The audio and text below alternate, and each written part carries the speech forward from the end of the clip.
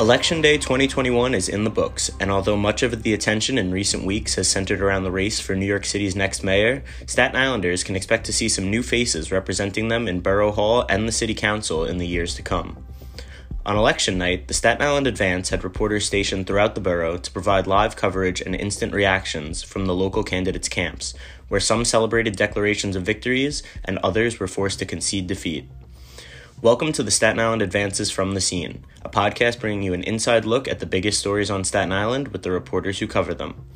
I'm your host, Erik Bascome, and this week I'm joined by senior opinions writer Tom Wrobleski to discuss the biggest races on Staten Island and how their outcomes could shape the future of our borough. Thanks for joining me today, Tom. Election season is usually one of the busier times of the year for opinion writers, I would imagine. How did the campaign trail treat you this year compared to some of the past?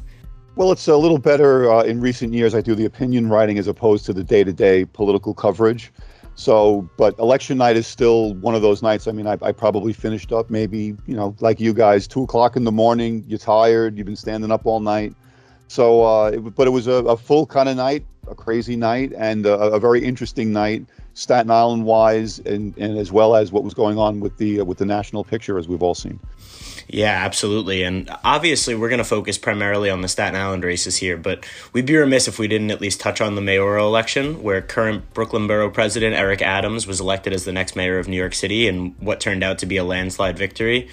What are your thoughts on the new mayor and how his election could affect Staten Island moving forward? Well, I think a lot of what Eric Adams had told us during our editorial board meeting was kind of in line with what Mayor de Blasio policies that we've seen. Yes to congestion pricing, yes on speed cameras, yes on potential vaccine mandates, including for kids. One of the differences, I think, and given the fact that Eric Adams, former police captain and a former borough president, so maybe he understands the borough picture, hopefully. But also, he talked about returning the anti-crime units to the street. These are the police units that focus on getting the guns off the street. So you would think, and he's the second elected African-American mayor in New York City with the police background, and you would think that this could be one of those mayors who could really bridge that gap, given the high intensity of the racial debate nationwide, but including in New York, the defund movement.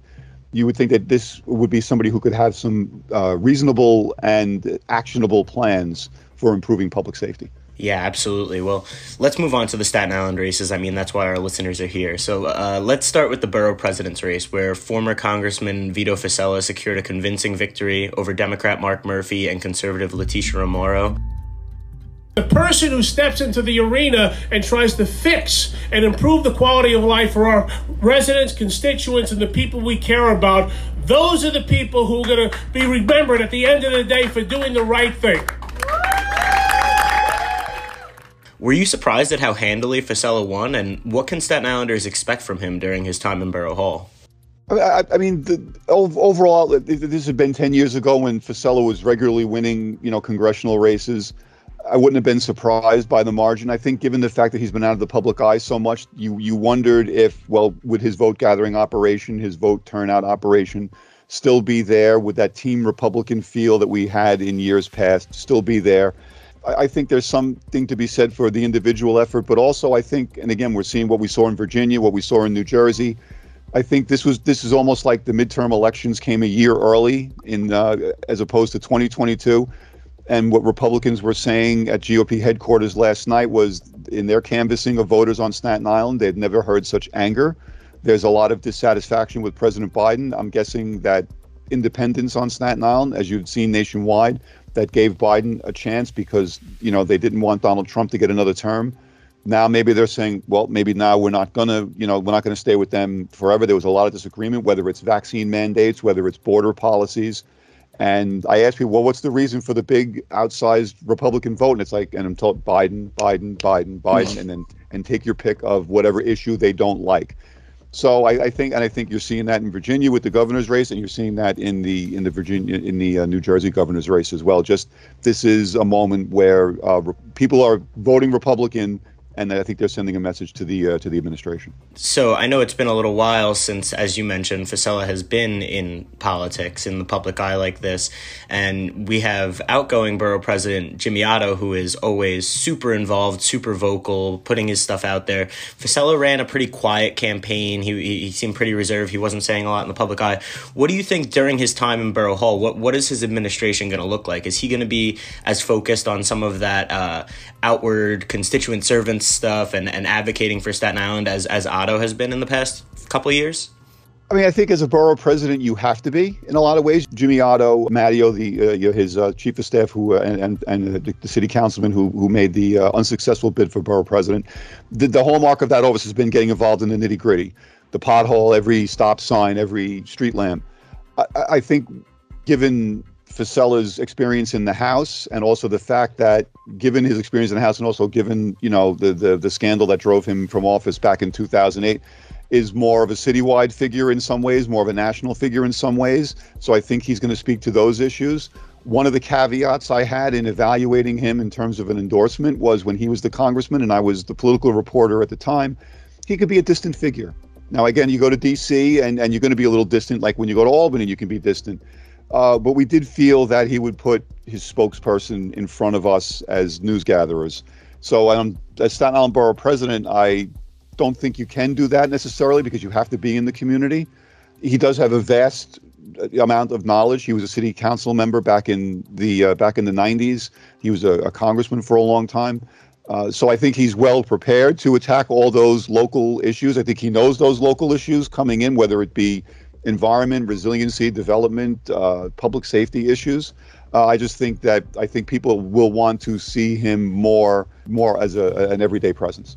Yeah, absolutely. So moving on, let's discuss the local city council races, starting with the Mid-Island race, which I think a lot of people expected to be a bit closer than it turned out to be.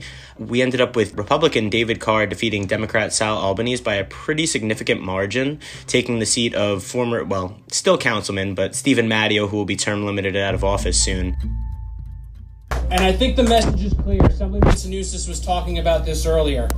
But there's one entity on Staten Island that above all others speaks to the concerns and values of public safety, law and order voters, and it's no union, it's called the Republican Party of Staten Island. Is this the outcome that you were expecting there, and what does this mean for Mid-Island? I mean, I'm not sure how much I bought. Listen, they always ask you on election hour, what do you think is going to happen? You don't want to make a prediction because you could end up, looking like an idiot, 5 hours later.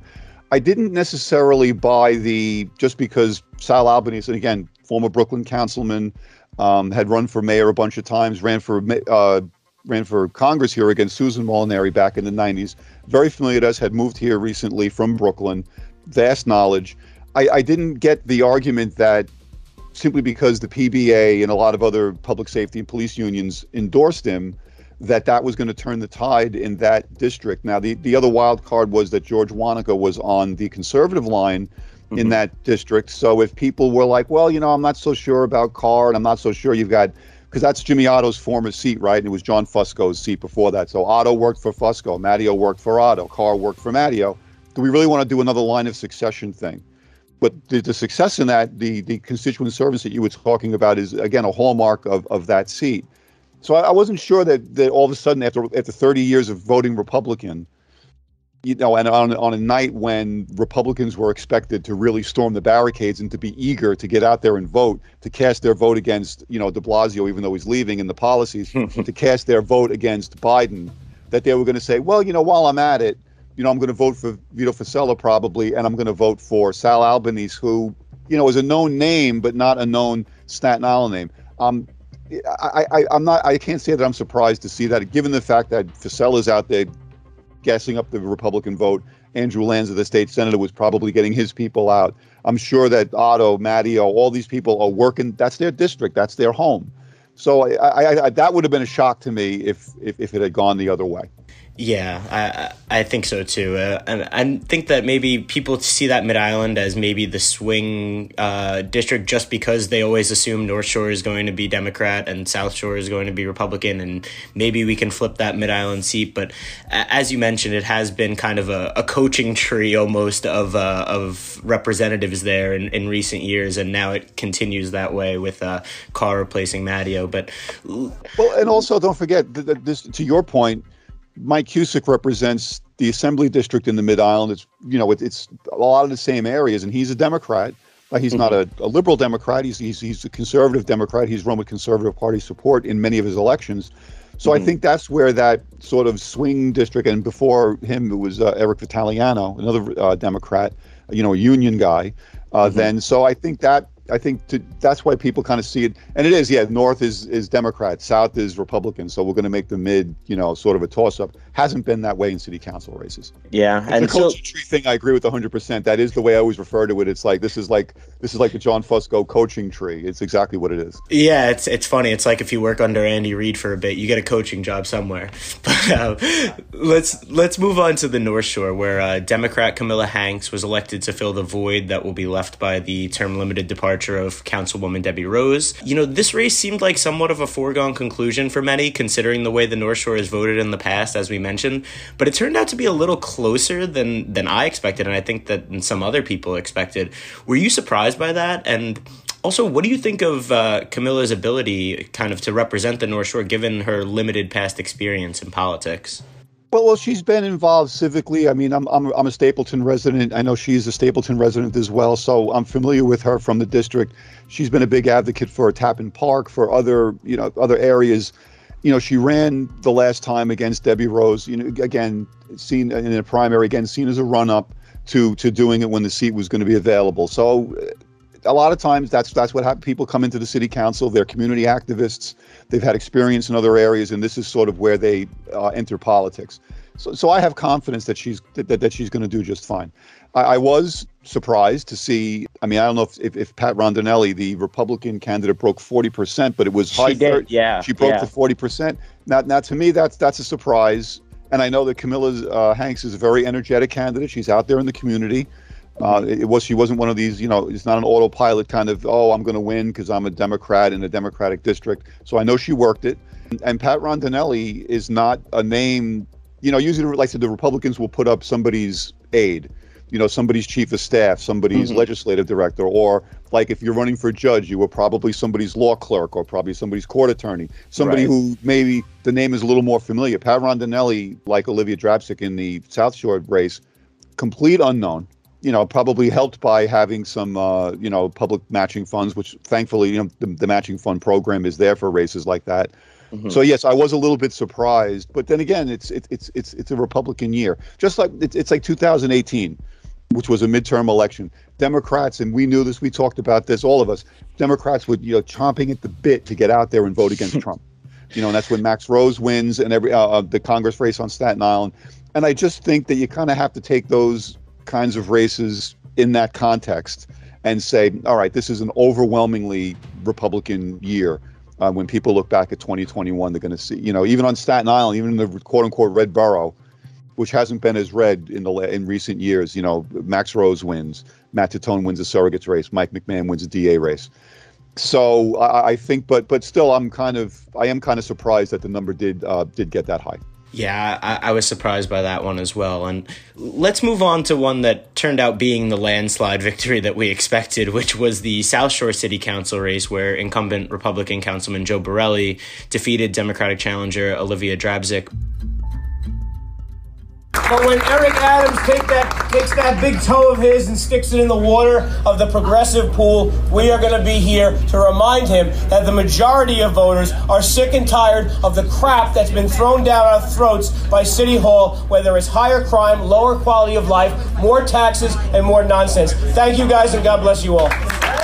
What were your thoughts on this race? Was there any really doubt that Borelli was going to win this re-election? I don't think so. Again, you never want to say for sure. The Patriots go 18-0 or whatever, and then they lose the Super Bowl.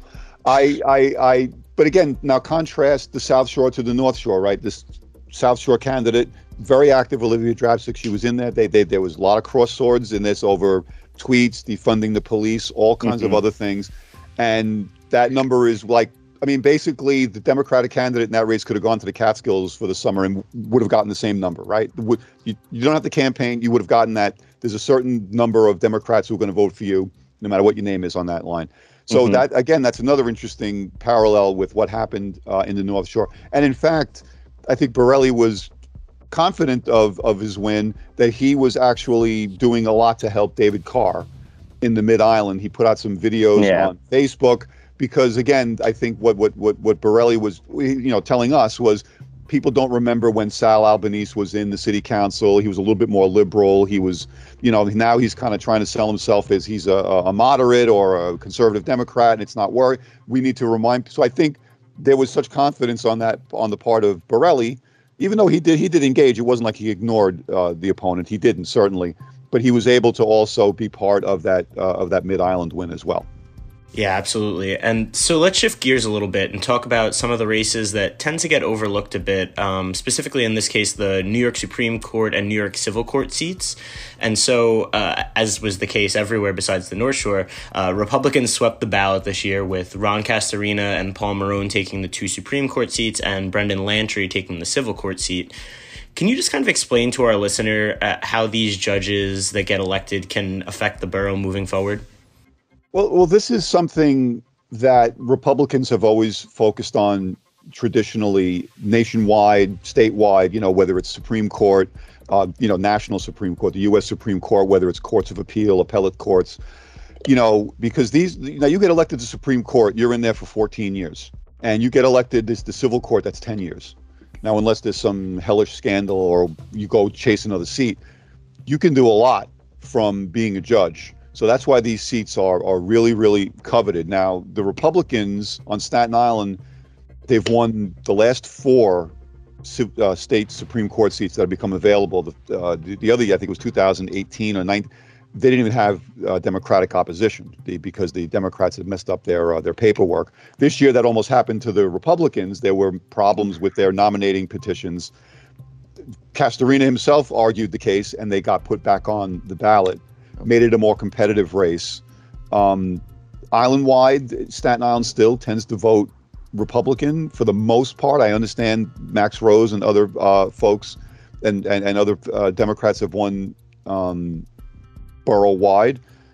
I was surprised, and I know that Ann Thompson and Charles Troyer, they're very well respected. Their Republican opponents respect them, and they're still sitting judges as well. But so I think that's a big deal. And Brendan Lantry, the former GOP chair, they were saying last night that 76% was the biggest margin of victory that they'd ever seen in a Staten Island judicial race. I haven't done the research, and it would take a long time to do the research, but that's a really healthy number. And again, it's something. And now going forward, those seats are going to be Republican, and that's going to be, Republicans and Democrats do things differently in elective office, and they're nonpartisan in the judicial thing. I know, but we all know better that there's different viewpoints, and that's a very important thing, and that's a real feather in the cap. If you talk to Staten Island Republicans or the party people, they're going to say, yeah, Fasella, yeah, but David Carr, very happy. He goes, boy, did you see those judgeships that we got last night? They're very excited about that stuff, and that should tell you something.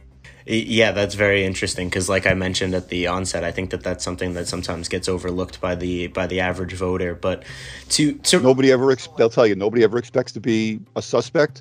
And nobody, ever expects to be a crime victim. So generally these things kind of happen like, okay, who cares who the DA is? Unless there's times of high crime. Yeah. And everybody's like, oh, who's the DA? And who's the, so that I think that's why these races, and they can't really campaign the way a political candidate can campaign. Exactly. And after they become judges, they don't have to go to fundraisers. They can't do political stuff anymore. So I think they kind of disappear from the public. And I think that's why this stuff kind of gets around people. Yeah, for sure. And to wrap things up, I wanted to ask you what you thought about the 5 state ballot proposals that New Yorkers voted on this year. We don't really have time to touch on all of them one by one, but I was just wondering if any of them stood out to you and why. Well, I thought it was interesting that the 3, clean water, clean air, who's going to vote against clean water and clean air, and the civil court thing. Yeah, I want to sue for more money. Yeah, so that's fine. I think those were the 2 that have passed. The other three having to do with redistricting and also with absentee voting registration deadlines and everything. I think, again, in seeing that it's a red wave kind of year, and again, I'm kind of surprised that those measures failed. And I think that's a reaction to 2020. I think that's a reaction to people who are Republican or people who voted Republican, independents mostly, saying like, I don't want it to be just anybody can vote anytime, anywhere, drop their ballot anywhere. I don't want to get into election integrity, ballot security, Trump versus Wisconsin. This is definitely part of that, where they say, we want to know when the votes are cast. You should have to register by a certain time. We don't want it to be a free-for-all.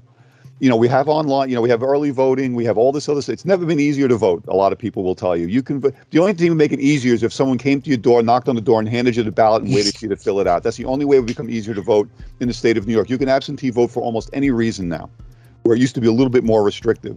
So I think the folks who put that on the ballot said they probably think we can't put it on the ballot in 2022 because that's going to be a bad year for Democrats. Yeah. Let's put it on the ballot this year and maybe we'll get this stuff in and it'll help us in 2022. And, they got skunked on that one. Yeah, we saw how that played out. Well, thank you so much for joining me today, Tom. It's always a pleasure talking to you, and we appreciate all the valuable insight you continue to provide Staten Islanders. Eric, anytime I can talk to you, it's my pleasure. Thank you very much for the invitation. Of course.